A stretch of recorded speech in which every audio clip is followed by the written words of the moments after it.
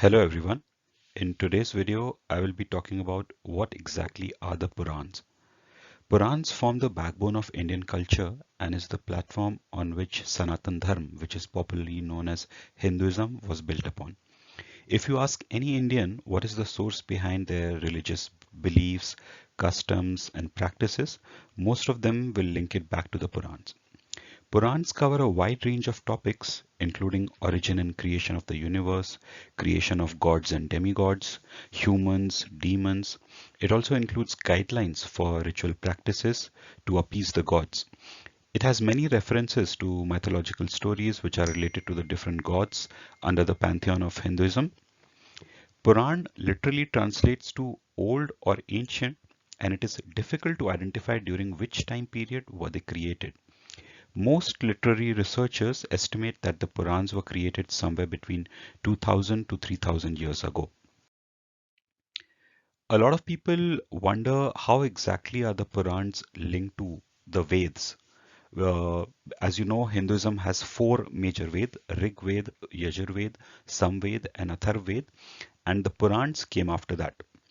Vedas are classified as Shruti category of scriptures, which basically means that they do not have a defined author and were said to have been passed from gods to humans. Purans, on the other hand, belong to Smriti category of scriptures, which mean they were created by humans and passed on from generation to generation. Smriti means memory in Sanskrit, and it reflects that when Purans were created, written script did not exist, and these texts were passed on from generation to the next generation by memory. Typically, a Brahmin will pass on the knowledge to his students. Vedas were considered to be too intricate and complex to be understood by a majority of the people, and to facilitate sharing of this knowledge contained in the Vedas, the Purans were created so more people can benefit by this divine knowledge. It is believed that Ved Vyas, who is famous for creating the famous epic Mahabharata, had created the Purans.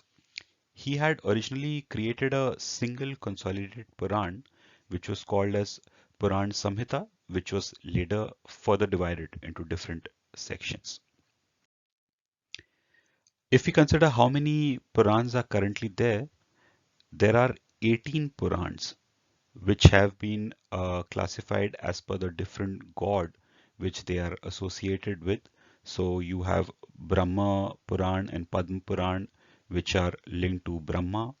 You have Vishnu Puran, Bhagavad Puran, uh, Narayan Puran, Garuda Puran, and Vayu Puran, Varaha Puran, Matsya Puran, and Bhavishya Puran, which are linked to Vishnu.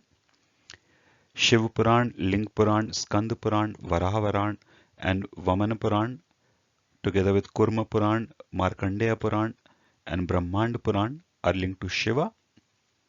Brahma Vaivarta Puran is associated with Surya, and Agni Puran, as the name suggests, is for god Agni.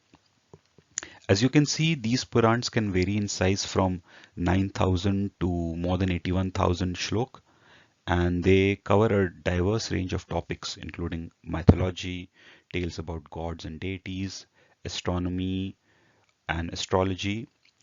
They have references to the diverse geography of India, the mountains, the rivers, temples, and pilgrimage sites in India, ethics and code of conduct about how one should live his life, what are the different procedure for conducting ritual rites, Havana, and general philosophy.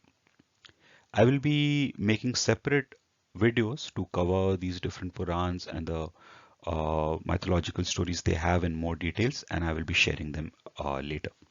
Om Namah Shivaya.